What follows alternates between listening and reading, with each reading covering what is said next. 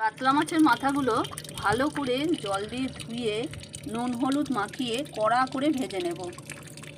আদা পেঁয়াজ রসুন বাটা এর মধ্যে একটু পেস্ট করে নিয়েছি। এবার দিয়ে দেব নুন হলুদ লঙ্কা গুঁড়ো আর একটু ধনে গুঁড়ো। এবার এই খইটা এর মধ্যে দিয়ে ভালো করে একটা পেস্ট বানিয়ে নেব। সাদা জিরে শুকনো লঙ্কা আর গোটা গরম মশলা ফোড়নে দিয়ে দেব। কাজু কিশমিশগুলো এর মধ্যে দিয়ে একটু ভেজে নেব।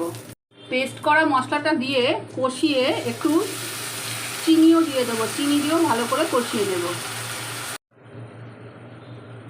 মাথাগুলো দিয়ে এবার ভালো করে আরেকবার কষিয়ে নেব। এবার এর মধ্যে একটু খই দিয়ে দেব।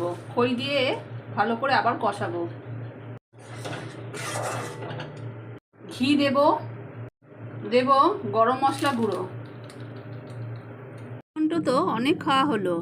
খই দিয়ে এই কাতলা মাছের খই ঘন্ট একবার খেয়ে দেখো, দেখবে সবাই বলবে দারুণ দারুণ।